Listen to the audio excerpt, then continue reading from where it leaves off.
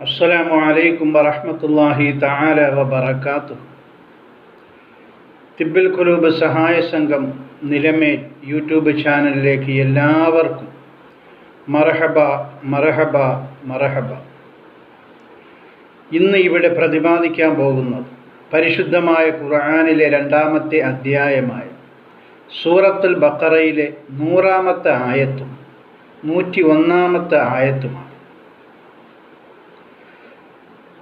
അതിന് മുമ്പായിട്ട് പറയാനുള്ളത്, നമ്മളുടെ സംഘത്തിലേക്ക് ഇഷ്ടംപോലെ അപേക്ഷകളാണ് ഈ ചാനൽ തുടങ്ങിയതിന് ശേഷം വന്നുകൊണ്ടിരിക്കുന്നതും ആൾക്കാർ വിളിച്ചുകൊണ്ടിരിക്കുന്നു. അപ്പോൾ അപേക്ഷകൾ വന്നുകൊണ്ടേയിരിക്കുകയാണ്. അർഹതപ്പെട്ടവർക്ക് ഇൻഷാ അല്ലാഹ് നമുക്കവർക്ക് മെഡിസിൻ എടുത്ത് കൊടുക്കണം. അതുകൊണ്ട് എല്ലാവരും സഹായിക്കണം. കാരണം ഒരുപാട് പേർക്ക് നമ്മൾ സഹായിക്കുന്നതും ഒരാൾക്ക് ലക്ഷക്കണക്കിന് രൂപ സഹായിക്കുന്നത് രണ്ടും വ്യത്യാസം. നമ്മളെ 1,00,000 രൂപ സഹായിക്കാൻ ഉദ്ദേശിച്ചാൽ അത് ഒരുപാട് പേർക്ക് വീതിച്ചു കൊടുക്കും. അല്ല, ഒരാൾക്ക് മാത്രം കൊടുത്താൽ അതിന് വലിയ പ്രയോജനമില്ല. പ്രയോജനമുണ്ട്, പക്ഷെ വലിയ പ്രയോജനമില്ല. അതൊരു 10 പേർക്കായിട്ട് വീതിച്ചു കൊടുത്താലും 10 പേർക്ക് അത് പ്രയോജനപ്പെടും. അപ്പോൾ അതിൻ്റെ പ്രതിഫലം നമുക്ക് ഇരട്ടിയായി കിട്ടും. അതുകൊണ്ട് ഈ കോടികൾ 30 ലക്ഷം 50 ലക്ഷം 100 ലക്ഷമൊക്കെ വേണമെന്നും പറഞ്ഞ് പിരിക്കുന്ന ഒരുപാട് പേരുണ്ട്. അവർക്കൊക്കെ ഇഷ്ടംപോലെ കാശുകൾ വരുന്നുണ്ട്. പക്ഷേ ഇതുപോലുള്ള മുഖം വെളിവാക്കാതെ ഇസ്സത്ത് നിലനിർത്തിക്കൊണ്ട് അവരുടെ രോഗങ്ങളെപ്പറ്റി നമ്മളെ അറിയിക്കുകയും നമ്മൾ വഴി അവർക്ക് ആ മെഡിസിനുകൾ എത്തുകയും ചെയ്യുകയാണ്. അപ്പോൾ അങ്ങനെ ഉള്ളവരെ നമ്മൾ സഹായിക്കുക. പണ്ട് ഒരാൾ എൻ്റെ അടുത്ത് പറഞ്ഞു, ഒന്നുകിൽ ഒരു വലിയ മഹാനാണ് എൻ്റെ അടുത്ത് പറഞ്ഞത്, പൊതുവിലാണ് പറഞ്ഞത്, പക്ഷെ അദ്ദേഹം എൻ്റെ അടുത്താണ് പറഞ്ഞത്, ഒന്നുകിൽ നീ ഒരു കോടീശ്വരൻ്റെ മകനായി ജനിക്കണം, അല്ലെങ്കിൽ നീ ഒരു തെണ്ടീര മകനായി ജനിക്കണം. ഇതിൻ്റെ രണ്ടിൻ്റെയും ഇടയിലായി നീ ജനിച്ചു പോയാൽ നിന്റെ മരണം വരെയും നിനക്ക് വലിയ ബുദ്ധിമുട്ടും പ്രയാസവും ആയി. ശരിക്കതാണ് ഈ ലോകത്ത് നടന്നുകൊണ്ടിരിക്കുന്നത്. വലിയ കോടീശ്വരന്മാരാകുമ്പോൾ അവരുടെ മക്കളായി ജനിച്ചാൽ ഒരു സാമ്പത്തികമായ പ്രശ്നവുമില്ല, അവർക്ക് സുഖമായിട്ട് ജീവിക്കാം. ഏറ്റവും വലിയ തെണ്ടീര മകനായി ജനിച്ചാലും അവർക്ക് തെണ്ടി ജീവിക്കാം. ഇതിൻ്റെ ഇടയിൽപ്പെട്ട സാധാരണക്കാർ അവരുടെ അഭിമാനം കാത്തുകൊള്ളാൻ വേണ്ടി അവരുടെ മുഖങ്ങൾ അവർ കരയാതെ, അവർ വിളിച്ചു കൂവാതെ, വളരെ രഹസ്യമായിട്ട് നമ്മളെ ഈ സ്ഥാപനം പോലുള്ള തിബ്ബിൽ ഖുലൂബ് സഹായ സംഘം എന്ന സ്ഥാപനം പോലുള്ള ഒരുപാട് സ്ഥാപനങ്ങളുണ്ട്. അവിടേക്ക് അപേക്ഷ കൊടുത്ത് ആരും അറിയാതെ തന്നെ അവർക്ക് ആവശ്യമായ മെഡിസിനുകളും മറ്റു സഹായങ്ങളും അവർ പോലും അറിയാതെ അവരുടെ വീട്ടിലേക്ക് എത്തുകയാണ്. അങ്ങനെയാകുമ്പോൾ അവരുടെ അഭിമാനത്തിന് ഒരു ശതവും ഏൽക്കുന്നു. പക്ഷെ ഇന്ന് ഇഷ്ടം പോലെ നമ്മൾ സദക്കകൾ കൊടുക്കുന്നുണ്ട്. പക്ഷേ അതെല്ലാം കരഞ്ഞ് വിളിക്കുന്നവർക്ക് മാത്രം. മനസ്സിലായി? അതിൻ്റെ പ്രതിഫലമൊക്കെ എന്താണെന്ന് നാളെ മരണാനന്തരം നമുക്ക് കാണാം. അതെന്തെങ്കിലും ആവട്ടെ, ഇൻഷാ അല്ലാഹ്.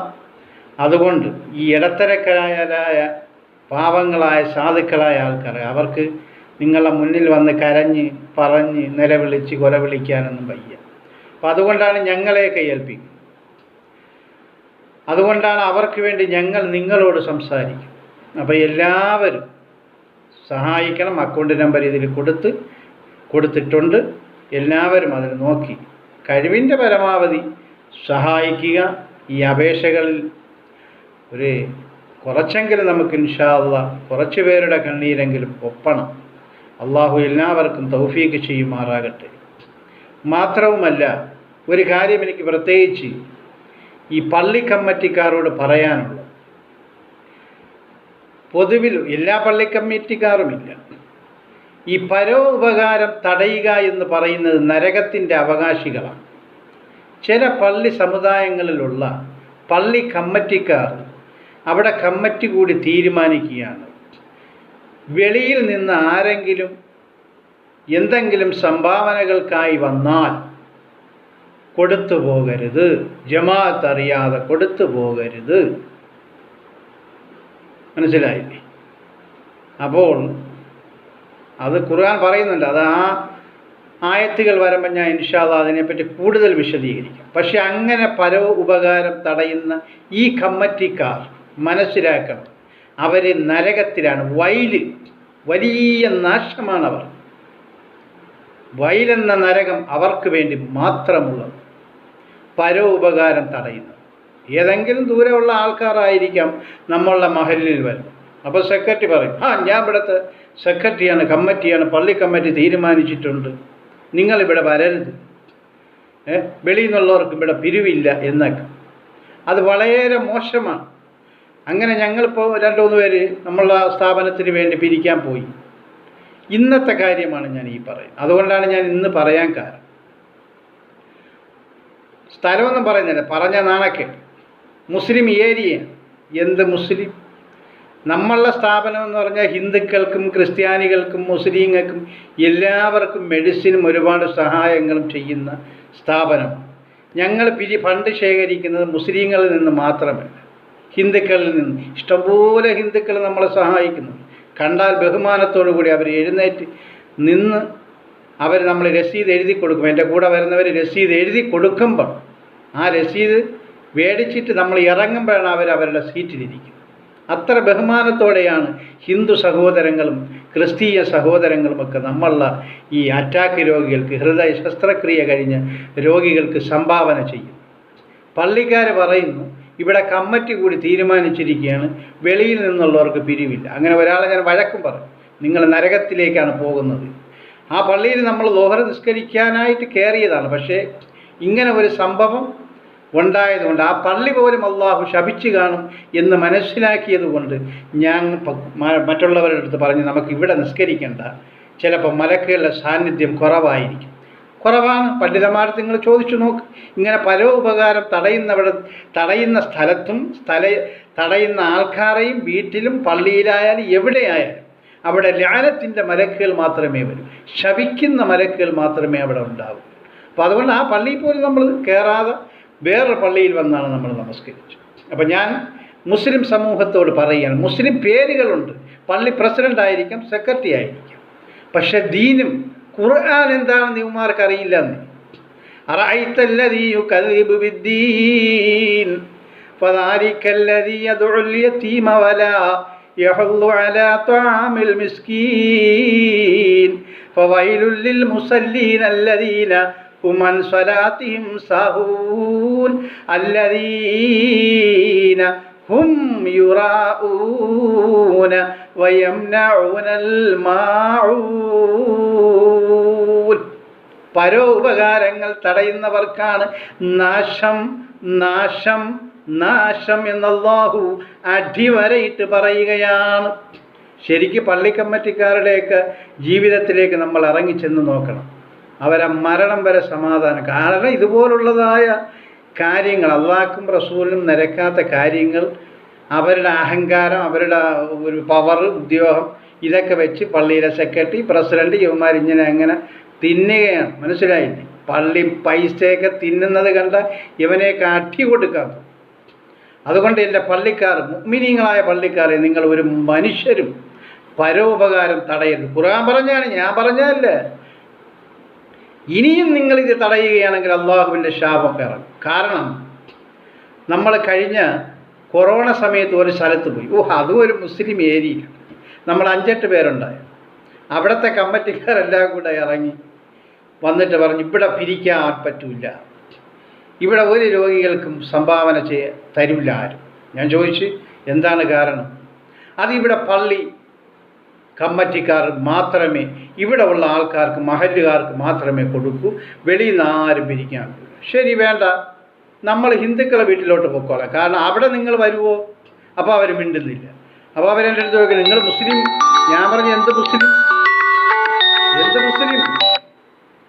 നമ്മൾ മുസ്ലിങ്ങൾ തന്നെ. പക്ഷേ നമ്മളുടെ സ്ഥാപനം ഹിന്ദുക്കൾക്കും ക്രിസ്ത്യാനികൾക്കും എല്ലാവർക്കും മനുഷ്യർക്കുള്ളതാണ്, അർഹതപ്പെട്ട മനുഷ്യർക്കുള്ളതാണ്, അല്ലാതെ മുസ്ലിങ്ങൾക്ക് മാത്രമുള്ളതല്ല. അതുകൊണ്ട് നമ്മൾ ഹിന്ദുക്കളെ നാട്ടിൽ പിറ്റെന്ന് കൊറോണ വന്ന് മൊത്തം അടച്ചു. അള്ളാഹുവിൻ്റെ ആ പരീക്ഷണം നോക്കിക്കോ, ഇവനൊക്കെ കഞ്ഞുകൂടി മുട്ടിക്കാം മിക്കവാറും. അപ്പം ഞാൻ പറഞ്ഞു വന്നത്, അള്ളാഹു പറഞ്ഞ കാര്യങ്ങളിൽ ആരെങ്കിലും വെള്ളം ചേർത്ത് പോയാൽ ഏതവനായാലും, പള്ളിയിലെ ഇമാമായാലും പള്ളിക്കാരായാലും പള്ളി കമ്മിറ്റിക്കാരായാലും ഏതവനായാലും അതനുഭവിച്ച് മാത്രമേ അവൻ മുന്നോട്ട് പോകാൻ പറ്റൂ. അവൻ ഈ ലോകത്തിൽ നിന്ന് വിട പറയണമെങ്കിൽ ഇതൊക്കെയും അനുഭവിച്ച്, അതാണ് ആ ആയത്തിൻ്റെ വിശദീകരണം നമ്മൾ നോക്കിയാലുണ്ടല്ലോ. അത് ഇൻഷാ അല്ലാഹ് ആ ആയത്തൊക്കെ വരുമ്പോൾ ഞാൻ വിശദീകരിക്കാം. അള്ളാഹു അത് കേൾക്കാനും പഠിക്കാനും നമുക്ക് തൗഫീക്ക് ചെയ്യുമാറാകട്ടെ. ഞാൻ കൂടുതൽ വിശദീകരിക്കുന്നില്ല. അതുകൊണ്ട് എൻ്റെ പ്രിയമുള്ള മുഅ്മിനീങ്ങളെ, തിബ്ബിൽ ഖുലൂബ് സഹായ സംഘം അത് മുസ്ലിങ്ങൾക്ക് മാത്രമുള്ളതല്ല, ഹിന്ദുക്കൾ ക്രിസ്ത്യാനികൾ എല്ലാവർക്കും മനുഷ്യരാശിക്കുള്ളതാണ് തിബ്ബിൽ ഖുലൂബ് സഹായ സംഘം നിലമേൽ എന്ന് ഞാൻ ഒന്നുകൂടി ഉണർത്തുകയാണ്. ഇവിടെ ജാതിയും മതവും രാഷ്ട്രീയവും ഒന്നുമില്ല. അർഹതപ്പെട്ട ആരാണോ അവർക്ക് ഞങ്ങൾ സഹായങ്ങൾ ചെയ്യും. എവിടെയാണോ ഇൻഷാ അല്ലാഹ് ഞങ്ങൾ പിരിക്കും. ഇത് ഞങ്ങളുടെ ഒരു രീതിയാണ്. അതുകൊണ്ട് പള്ളി കമ്മിറ്റിക്കാരൊന്നും പൊങ്ങിയിട്ടൊന്നും ഒരു കാര്യവുമില്ല. നിങ്ങളൊക്കെ നരകത്തിൻ്റെ വഴിയാണ്, വളരെ ശ്രദ്ധിക്കുക എന്ന് പറഞ്ഞുകൊണ്ട് ഞാൻ വിഷയത്തിലേക്ക് കടക്കുകയാണ്. ബിസ്മില്ലാഹിർ റഹ്മാനിർ റഹീം. അവ കുല്ലമാ അഹദൂ അഹ്ദൻ നബദഹു ഫരീഖും മിൻഹും ബൽ അക്സറുഹും ലാ യുഅ്മിനൂൻ വലമ്മാ ജാഅഹും റസൂലും മിൻ ഇൻദില്ലാഹി മുസദ്ദിഖുൻ ലിമാ മഅഹും നബദ ഫരീഖും മിനല്ലദീന ഊതുൽ കിതാബ് കിതാബല്ലാഹി വറാഅ ളുഹൂരിഹിം കഅന്നഹും ലാ യഅലമൂൻ. എന്താണ് അല്ലാഹു പറയുന്നത്? അവ കുല്ലമാ ആഹദൂ അഹ്ദൻ നബദഹു ഫരീഖും മിൻഹും. അല്ലാഹു പറയുകയാണ്, ആ യഹൂദർ ഏതൊരു കരാർ ചെയ്ത് കഴിയുമ്പോഴും, അള്ളാഹു നബിയോട് പറയുകയാണ്, ആ യഹൂദർ ഏതൊരു കരാർ ചെയ്ത് കഴിയുമ്പോഴും അവരിൽ ഒരു വിഭാഗം ആ കരാറിനെ വലിച്ചെറിയുകയാണോ? അള്ളാഹു കരാർ ചെയ്തതാണ്. എന്ത്? നിങ്ങൾ പരോപകാരം തടയരുതേ. പള്ളി കമ്മിറ്റി കൂടിയിട്ട് പറയുന്നു, ഒരു വിഭാഗം ആൾക്കാർ പറയുന്നു ഇവിടെ ബാക്കിയുള്ളവർക്ക് പിരിക്കാൻ പാടില്ല. അതൊരു പരോപകാരമാണ്, തടയുകയാണ്. ഈ ജൂതരേക്കാൾ കഷ്ടമാണ് ഈ പള്ളി കമ്മിറ്റിക്കാർ. നമ്മൾ മനസ്സിലാക്കണം. ഖുർആനാണ്, ഞാൻ വെറുതെ വിളിച്ച് പറയുകയല്ല. വീണ്ടും അല്ലാഹു പറയുകയാണ്, ബൽ അക്സറുഹും ലാ യുഅ്മിനൂൻ. തന്നെയുമല്ല നബിയേ, അവരിൽ അധിക പേർക്കും വിശ്വാസം തന്നെയില്ല. കണ്ടോ? മനസ്സിലാക്കണം. ഇത് ജൂതന്മാരെ പറ്റി മാത്രം പറഞ്ഞതല്ല, ഇന്നും നടക്കുന്ന കാര്യങ്ങളാണ്, ഖിയാമത്ത് നാൾ വരെ വരുന്ന കാര്യങ്ങൾ. ഇതുപോലുള്ള കമ്മിറ്റിക്കാർക്ക് വിശ്വാസമേ ഇല്ല എന്ന് അവർ ഒരു പള്ളി കമ്മിറ്റി പ്രസിഡന്റ് അല്ലേ, അതുകൊണ്ടൊരു സ്ഥാനം ഇരിക്കട്ടെ. പക്ഷേ അള്ളാഹുവിന് വിശ്വാസം ഉണ്ടെങ്കിൽ ഇതുപോലുള്ളതായ കാര്യങ്ങൾ ചെയ്യും. ആരെങ്കിലും പാവങ്ങൾ വന്നാൽ ഉടനെ ഓറ എറ പിടിയ വെട്ടട. ഇതാണ് പള്ളി കമ്മിറ്റിക്കാരുടെ ചുമതല, ജോലി. എമാരാര്? അതാണ് അള്ളാഹു ചോദിക്കുക, ബൽ അക്സറുഹും ലാ യുഅ്മിനൂൻ. തന്നെയുമല്ല നബിയേ, അവരിൽ അധിക പേർക്കും വിശ്വാസം തന്നെയില്ല. അവരധികാരത്തിലിരിക്കുന്നവരാണ്, അവർ മുഷ്ടി കാണിക്കുന്നവരാണ്. പക്ഷേ അള്ളാഹുവിൽ അവർക്ക് വിശ്വാസമില്ല. കണ്ടാൽ നമുക്ക് തോന്നും, ഓ വലിയ ആളാണ്, ഹാജിയാരാണ്, പൂജിയാരാണ്. വീണ്ടും അള്ളാഹു പറയുകയാണ്, വലമ്മാ ജാഅഹും റസൂലും മിൻ ഇൻദില്ലാഹി മുസദ്ദിഖുൽ ലിമാ മഅഹും. അവരുടെ പക്കലുള്ള വേദത്തെ ശരിവെച്ചുകൊണ്ട് അള്ളാഹുവിൻ്റെ ഒരു ദൂതൻ അഥവാ ഈസാ നബി അലൈഹിസ്സലാം അവരുടെ അടുത്ത് ചെന്നപ്പോൾ, ആ യഹൂദരുടെ അടുത്ത് ചെന്നപ്പോൾ, നബദ ഫരീഖും മിനല്ലദീന ഊതുൽ കിതാബ കിതാബല്ലാഹി വറാഅ ളുഹൂരിഹിം കഅന്നഹും ലാ യഅലമൂൻ. ആ വേദക്കാരിൽ ഒരു വിഭാഗം അല്ലാഹുവിൻ്റെ ഗ്രന്ഥത്തെ യാതൊരു പരിചയവുമില്ലാത്തവരെ പോലെ പുറകോട്ട് വലിച്ചു എറിയുകയാണ് ചെയ്തത് നബിയേ. ഇതുപോലെയാണ് നമ്മളുടെ പള്ളി കമ്മിറ്റിക്കാരും. അധികാരവും പണവും പ്രതാപവും കുടുംബമഹിമയും ഉണ്ടെങ്കിൽ അവൻ അവിടുത്തെ പ്രസിഡൻ്റായി ഇലക്ഷന് ജയിച്ചു. എന്ത് പ്രസിഡൻ്റാണ്? അള്ളാഹുവിൻ്റെ കൽപ്പന അവൻ അനുസരിക്കുന്നില്ല. അവൻ ശരിക്കും മുനാഫിക്കാണ്, കപട വിശ്വാസിയാണ്. ഈ ജൂതന്മാരെക്കാൾ കഷ്ടമായ കമ്മിറ്റിക്കാരാണ് ഇന്ന് പല പള്ളികളിലും ഉള്ളത് എന്ന് പറയാതിരിക്കാൻ നിർവാഹമില്ല. കഷ്ടമാണ്, പരമനാറികൾ. ഇനി നമുക്ക് ആലാപനത്തിലേക്ക് പോകാം. അല്ലാഹു പറയുന്നു, യഹൂദർക്ക് എന്താണ് പറ്റിയേ അവർക്കുമേ തന്നാണ്. അള്ളാഹു ചോദിക്കുകയാണ്, യഹൂദർക്ക് എന്ത് പറ്റി? ഈ പള്ളി കമ്മിറ്റിക്കാർക്ക് എന്ത് പറ്റി? ഓരോ കരാറുകൾ ഞാനും ഇറക്കിയും കഴിഞ്ഞാലോ അവരും തിരിയുന്നു. എൻ്റെ കരാറുകളൊക്കെയും അങ്ങ് ഇറങ്ങിക്കഴിഞ്ഞാൽ പിന്നെ അവരങ്ങോട്ട് അതിനെ എടുത്തു കളഞ്ഞിട്ട് അവരുടേതായ താന്തോന്നിവാസമാണ് കാണിക്കുന്നത്. ഈ പരിശുദ്ധമായ ഖുർആനെ അവരാരും പിൻപറ്റുന്നില്ല നബിയേ. അവരിലെ ആളുകൾ അധികവും തന്നാണേ ഇതിനെയും ദൂരേക്ക് എറിയുന്നു അവരുമേ. അധികാരമുള്ളവനും അഹങ്കാരമുള്ളവനും പണമുള്ളവനും ഹാജിയാരുമൊക്കെ തന്നെയാണ്. പക്ഷേ അള്ളാഹുവിൻ്റെ ഖുർആനിലെ ഒരു ആയത്ത് പോലും ഇവന്മാർക്കറിയില്ല. അതാരെങ്കിലും പറഞ്ഞു കൊടുത്താൽ അവരെ പുച്ഛിച്ച് തള്ളുകയാണ് നബിയേ. ഖുർആന്റെ ആശയവും അർത്ഥവും അതിൻ്റെ കാരണം സഹിതം പറഞ്ഞ് മനസ്സിലാക്കി കൊടുത്താലും ഇവരതിൽ വിശ്വസിക്കുന്നില്ല നബിയേ. ഈ ജൂതരെ പറ്റി അള്ളാഹു അന്ന് പറഞ്ഞു എങ്കിൽ ഇന്ന് നമുക്ക് പള്ളി കമ്മിറ്റിക്കാരെ പറ്റി പറയേണ്ടി വരുന്നു. എല്ലാ കമ്മിറ്റിക്കാരെ പറ്റിയല്ല, കുറേ പള്ളി കമ്മിറ്റിക്കാരുണ്ട്. ഇപ്പം കിയാമന്നാളാണ്, തീരാറായി. അതാണ് ഇവൻ്റെയൊക്കെ അഹങ്കാരം.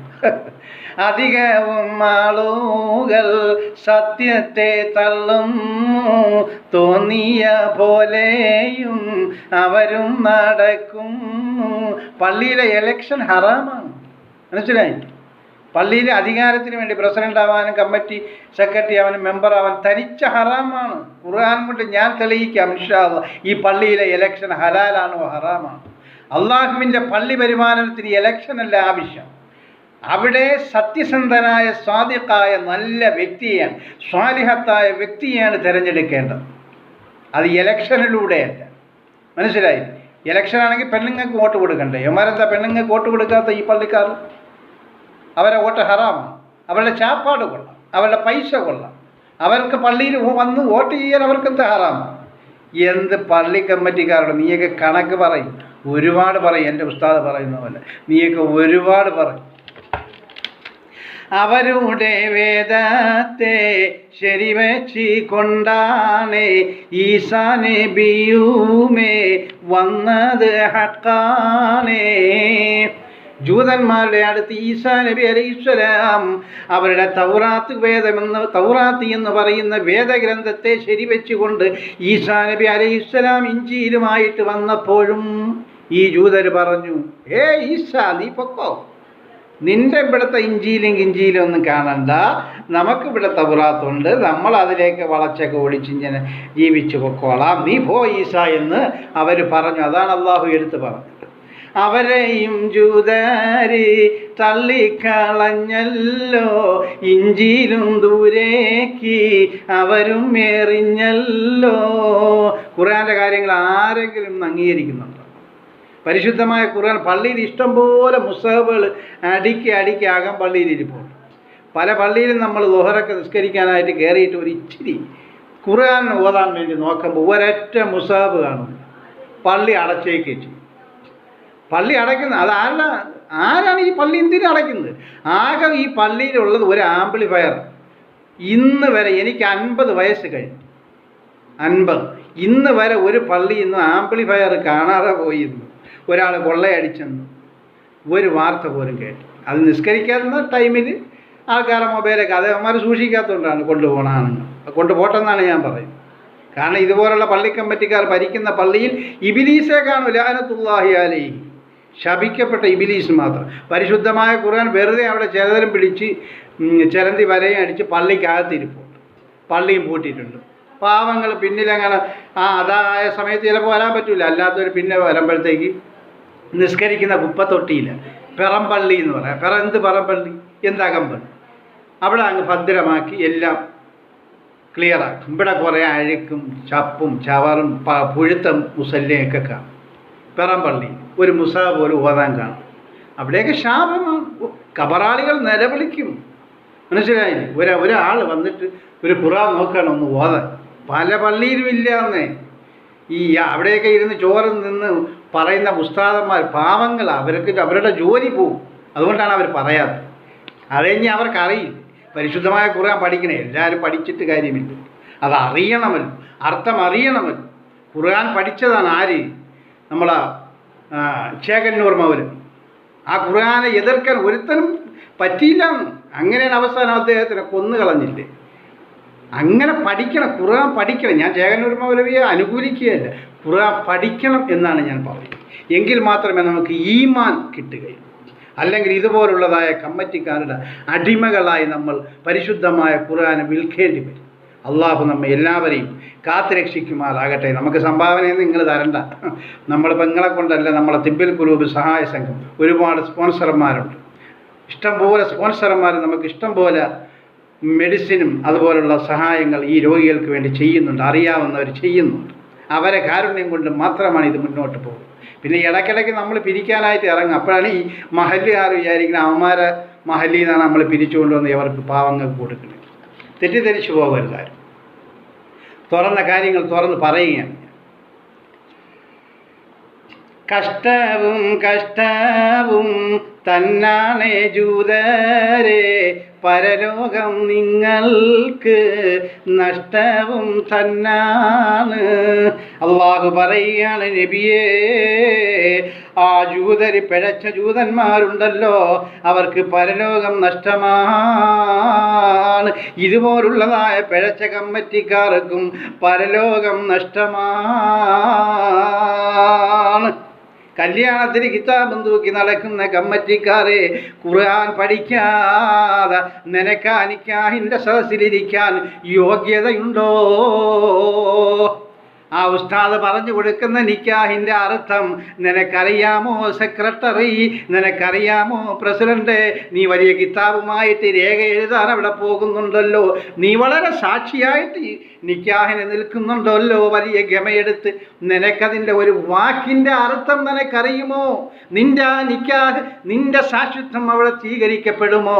വളരെ സംശയാതീതമാണ്. എൻ്റെ പ്രിയമുള്ള മഹല്ല് ഉസ്താദുമാരെ, നിങ്ങളത് കർശനമായി ദീനിൻ്റെ കാര്യങ്ങൾ വളച്ചൊടിക്കാതെ, പരിശുദ്ധമായ ഖുർആൻ പറയാതെ നിങ്ങൾ അവിടെ നിന്നുകൊണ്ട് ഒരു ജമാഅത്തിൽ നിങ്ങൾ ചാർജ് എടുത്താൽ, അവിടെ പരിശുദ്ധമായ ഖുർആൻ കറക്റ്റ് പറയാതെ നിങ്ങൾ അവിടെ നിന്ന് ഒഴിഞ്ഞു പോയാൽ നാളെ ആഖിറത്തിൽ നിങ്ങളും കൈകെട്ടി കണക്ക് പറയേണ്ടി വരും. യാതൊരു സംശയവുമില്ല. ലാ റൈബ ഫീഹി ലാ ഹഖ ഫീഹി എന്ന് പറയാൻ ഒക്കില്ല.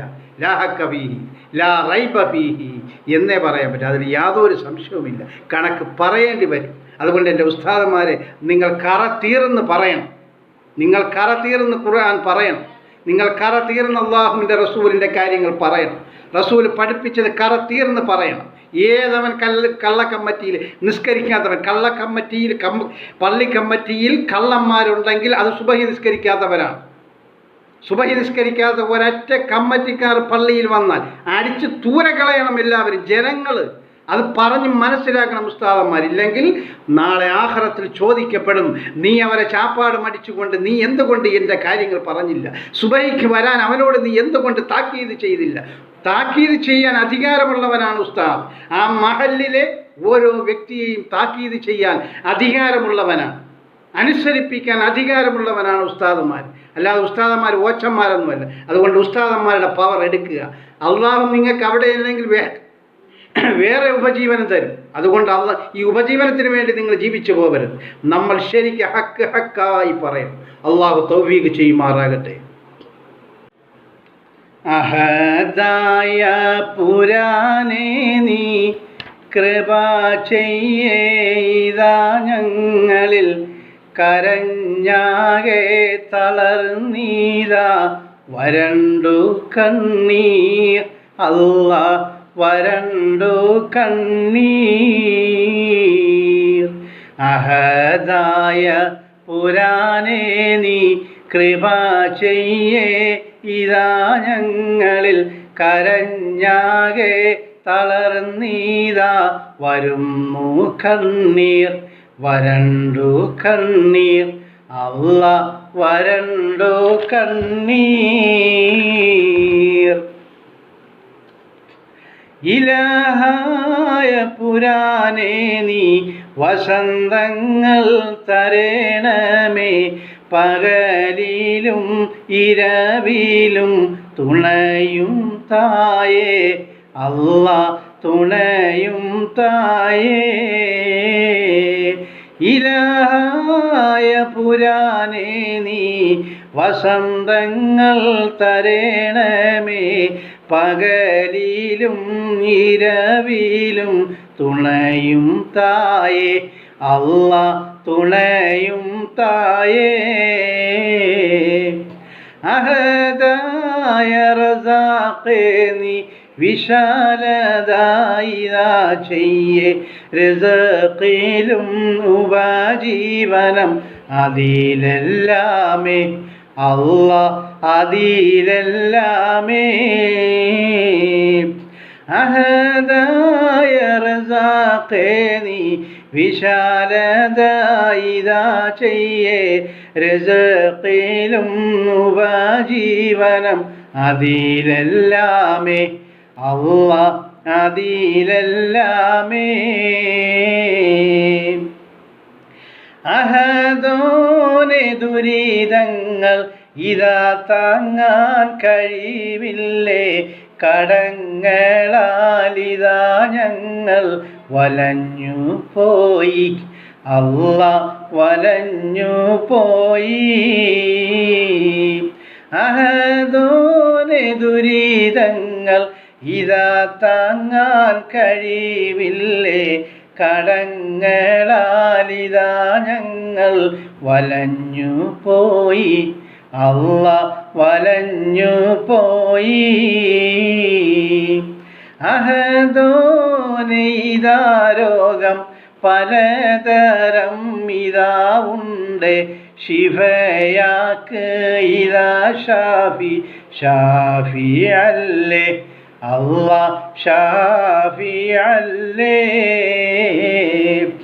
അഹദോനെ ഇതാ രോഗം പലതരം ഇതാ ഉണ്ട്, ശിഫയാക്ക് ഇതാ ഷാഫി ഷാഫി അല്ലാ. അല്ലാ ഷാഫി അല്ലാ. അഹദോനെ ഇതാ പേരും മുസൽമാൻ്റേതിത് തന്നെ, അതും വെച്ച് പലേ പാലെ കുതന്ത്രം ചെയ്യും അവരും മുനാഫിഖാനേ. അല്ലാ മുനാഫിഖാനേ. അഹദോനെ ഇതാ പേരും മുസൽമാൻ്റേതിത് തന്നെ. അതും വെച്ച് പലേ പലേ കുതന്ത്രം ചെയ്യും അവരും മുനാഫിഖാനേ. അല്ലാഹ് മുനാഫിഖാനേ. അവർക്കുള്ള ഇതാ ഷർറിൽ അതിൽ നിന്നും നീ ഞങ്ങളെ അകറ്റണം. അവരുമേ മുനാഫിഖാണ്. അല്ലോ മുനാഫിഖാനേ. അല്ലോ മുനാഫിഖാനേ. കപടവിശ്വാസികളാണ്. മുസൽമാൻ്റെ പേരും ധരിച്ചിട്ട് കള്ളത്തരങ്ങളും പൊള്ളയായ കാര്യങ്ങളും നുണയും ഫസാദും മോഷണം പിടിച്ചുപറി വഞ്ചിക്കൽ ഒക്കെ മുസൽമാൻ്റെ പേരാണ്. പക്ഷേ ഇവർ മുസൽമീങ്ങളല്ല. പിന്നെ ആരാണ്? കപടവിശ്വാസികളാണ്. അറിയണം ഇതാ നിങ്ങളും ചതിച്ചാലോ ഒരുവനെ പടച്ചോനും ചതിക്കുമേ നിങ്ങളെയും. വിടില്ലടേ വിടില്ലാടോ ചതിക്കും അല്ലാഹ്. ചതിക്കും അല്ലാഹ്. അറിയണം ഇതാ നിങ്ങളും ചതിച്ചാലോ ഒരുവനെ പടച്ചോനും ചതിക്കുമേ നിങ്ങളെയും. വിടില്ലടേ വിടില്ലാടോ ചതിക്കും അല്ലാഹ്. ചതിക്കും അല്ലാഹ്. മുസൽമാൻ്റെ പേരും വെച്ചിട്ട് അള്ളാടെ വാപ്പാടെ ഉമ്മാടെ അങ്ങനെയാണ് ഇങ്ങനെയാണെന്നൊക്കെ പറഞ്ഞ് കടം പേടിക്കും. പക്ഷേ പിന്നെ കൊടുക്കും. പിന്നെ ആളിനെ തന്നെ കാണത്തില്ല. അതുപോലെ ഒരുപാട് തെറ്റുകുറ്റങ്ങൾ മുസ്ലിം സമുദായത്തിൽ കൂടിക്കൂടി വരും. എല്ലാം പേര് മുസ്ലിമാണ് എന്ന്. അതുകൊണ്ട് അവർ മുസ്ലിമീങ്ങളല്ല, അവർ മുനാഫിക്കീങ്ങളാണ്. പേരെല്ലാം വരുന്ന മുസ്ലിം സമുദായം. പറയാതെ നിർവാഹമില്ല. പറഞ്ഞ് നമ്മളെപ്പോലുള്ളവരല്ലാതെ വേറെ ആര് പറയാൻ? അഹദോനും ചതിച്ചാലോ താങ്ങാനും കഴിയില്ലേ. ഗതിയില്ലാലയാന നിനക്ക് വീതി. അല്ലോ നിനക്കും വീതി. അഹദോനും ചതിച്ചാലോ താങ്ങാനും കഴിയില്ലേ. ഗതിയില്ലാലയാന നിനക്ക് വീതി. അല്ലോ നിനക്കും വീതി. നീ ഒരു പാവപ്പെട്ടവരെ ചതിച്ചാൽ, അല്ലെങ്കിൽ നീ ഒരു സാധാരണക്കാരനെ ചതിച്ചാൽ, അല്ലെങ്കിൽ പണക്കാരനെ ചതിച്ചാൽ, നിന്റെ സഹജീവിയെ നീ ചതിച്ചാൽ തീർച്ചയായും ദുനിയാവിൽ വെച്ച് തന്നെ അള്ളാഹു നിന്നെ ചതിക്കുമത്രേ. അങ്ങനെ അള്ളാഹു നിന്നെ ചതിച്ചു പോയാൽ ഗതിയില്ലാത്ത ഒരു അരച്ചിലാണ് നിനക്ക് കേട്ടോ എന്ന് പറഞ്ഞാൽ ഒരിക്കലും നീ ഗുണം പിടിക്കത്തില്ല. അതുകൊണ്ട് ആരെയും ചതിച്ചു പോകരുത് കേട്ടോ. ആരോടും കള്ളം പറയരുത് കേട്ടോ. ആരെ പോക്കറ്റിലിരിക്കുന്ന പണവും കള്ളം പറഞ്ഞ് ഒപ്പിക്കരുത് കേട്ടോ. കടം മേടിച്ചാൽ കൊടുക്കാൻ നമ്മൾ അഹോരാത്രം പരിശ്രമിക്കണം. ഗതിയില്ലാതെ വന്നാൽ അത് അള്ളാഹു നോക്കിക്കൊള്ളും. ഗതിയുണ്ട് എന്നിട്ടും നിങ്ങൾ കടം മേടിച്ച പണം കൊടുക്കാതെ വന്നാൽ അത് അള്ളാഹുവിനോട് നിങ്ങൾ ചെയ്യുന്ന കരാറിൻ്റെ ലംഘനമാണ്. അതിനാലെ അറിയണം ചെറുതായ ഇതാ ലാഭം. അതിനായി ചതിക്കല്ലേ ആരെയും നീ. ഒരിക്കലും ചതിക്കല്ലേ നീ. അല്ലോ ചതിക്കല്ലേ നീ. അതിനാലെ അറിയണം ചെറുതായ ഇതാ ലാഭം. അതിനായി ചതിക്കല്ലേ ആരെയും നീ. ഒരിക്കലും ചതിക്കല്ലേ നീ. അല്ലോ ചതിക്കല്ലേ നീ. ഒരൊറ്റ കാലത്തും ചതിക്കരുത്. ദുനിയാവിൻ്റെ ചെറിയ ലാഭങ്ങൾക്ക് വേണ്ടി. നമ്മളെ ട്രസ്റ്റിന് ഒരുത്തം വണ്ടി എടുത്ത് തരാമെന്ന് പറഞ്ഞുകൊണ്ട് 5000 രൂപ മേത്തനാണ്, പേരൊന്നും ഞാൻ പറയുന്നില്ല, പോട്ടെ.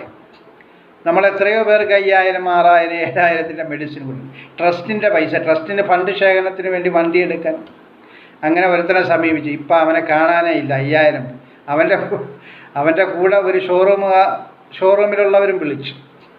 ഇതെല്ലാം മുസ്ലിങ്ങളാണ്, മുസ്ലിങ്ങളല്ല, മുസ്ലിങ്ങളെ പേര് മനസ്സിലായി. അപ്പോൾ അവരൊക്കെ ചതിയന്മാരാണ്. ഇത് പാവങ്ങളെ, രോഗികളെ കാശാണ് അവൻ കൊണ്ടുപോയി, അവൻ കുണം പിടിക്കും. അല്ലാഹു അക്ബർ, എന്തെങ്കിലും ആവട്ടെ. അപ്പോൾ അതുകൊണ്ട് നമ്മൾ ശ്രദ്ധിക്കണം. ഈ വണ്ടിക്ക് ലോൺ, ഈ വണ്ടിക്കാരന്മാരൊക്കെ വരും, ഷോറൂമുകാരൊക്കെ വന്നിട്ട് ബുക്ക് ചെയ്യാൻ വരും. പലരും കള്ളന്മാരാണ്. ചിലർ മേടിച്ചിട്ട് വേറെ എന്തെങ്കിലുമൊക്കെ പറഞ്ഞ് 5000 മേടിച്ചാൽ പിന്നെ 2000 നമുക്ക് തിരിച്ചു കിട്ടും. പലർക്കും ഇത് കേട്ട അനുഭവമായിരിക്കും. ഉസ്താദ് പറഞ്ഞ വളരെ ശരിയാണെന്ന് മനസ്സിലായി. ചിലർ മുങ്ങിക്കളയും, അവിടെ നിന്ന് ജോലി തന്നെ രാജിവെക്കും. അതുകൊണ്ട് വളരെ ശ്രദ്ധിക്കണം. ചിലപ്പോൾ മേത്തൻ്റെ പേരൊക്കെ ആയിരിക്കും, പക്ഷേ ഒറിജിനൽ അല്ല, ഡ്യൂപ്ലിക്കേറ്റാണ്. അഹദോനെ പരിപൂർണ ഈമാൻ തരേണമേ, അഹദോനെ പരിപൂർണ ഈമാൻ തരേണമേ, സ്വർഗവും ഇതാ തന്ന് കനിയേണമേ, അല്ലാ കനിയേണമേ, അല്ലാ കനിയേണമേ.